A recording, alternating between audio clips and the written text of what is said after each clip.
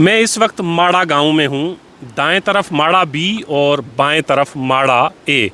लगभग 30 से 40 हज़ार की आबादी है यहाँ पर। और ये सड़क का हाल देखिए। सड़क पिछले कई साल से बन रही है, बन ज़रूर रही है लेकिन मुकम्मल नहीं हो रही है। सड़क का कुछ काम एक ठेकेदार करके चला जाता है, फिर कोई दूसरा आता है, वो उसके पास कुछ नए बहाने होते हैं। और ठेकेदार के बहाने तो समझ में आते हैं कि अक्सर ठेकेदार, सभी नहीं, अक्सर ठेकेदार ये चाहते हैं कि काम ना हो, पैसा मिल जाए। तो ये ठेकेदार भी अगर ऐसा ही चाहते हैं तो कोई बईद नहीं है, ठेकेदार ऐसा ही करते हैं। लेकिन एडमिनिस्ट्रेशन क्या करती है, PMGSY डिपार्टमेंट क्या करता है? पैसे निकल जाते हैं, सड़क का काम सालों साल तक ऐसे ही पड़ा रहता है।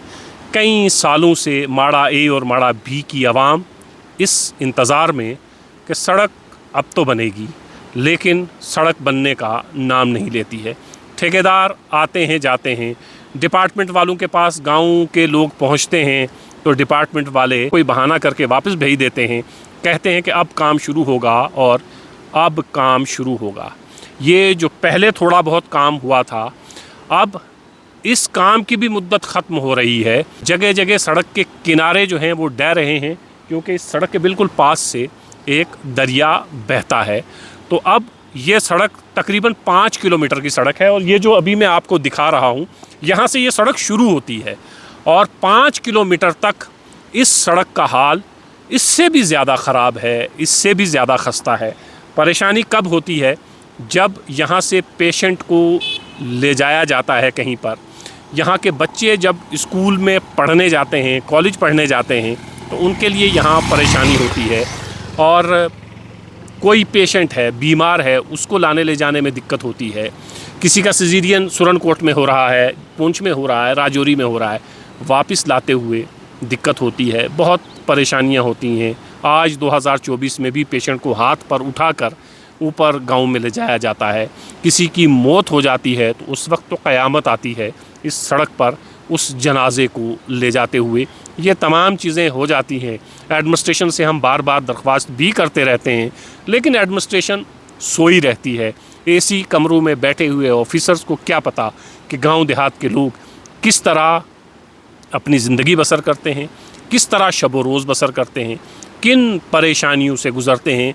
इस गांव की और बहुत सी परेशानियां हैं। स्कूल की दिक्कत है, हेल्थ का इंफ्रास्ट्रक्चर बहुत ख़राब है, लेकिन सड़क बने तो बाकी चीज़ों के बारे में सोचा जाए या आवाज़ उठाई जाए। सड़क बनने का नाम नहीं ले रही है, लेकिन इस सड़क के मुकम्मल न होने के तमाम पैसे ठेकेदार निकाल चुके हैं। डिप्टी कमिश्नर पुंछ से दरख्वास्त है कि ज़रा इन ठेकेदार को बुला के पूछिए सड़क क्यों नहीं बन रही है।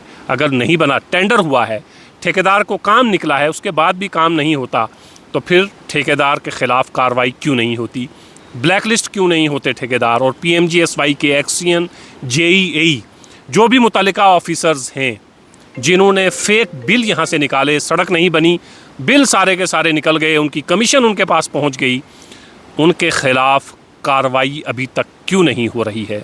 इन गरीब लोगों के ऊपर तरस खाइए, ज़रा सोचिए कि अगर आपका कोई रिश्तेदार, आपकी फैमिली इस सड़क पर रोज़ सफ़र करे तो आपके ऊपर क्या गुज़रेगी।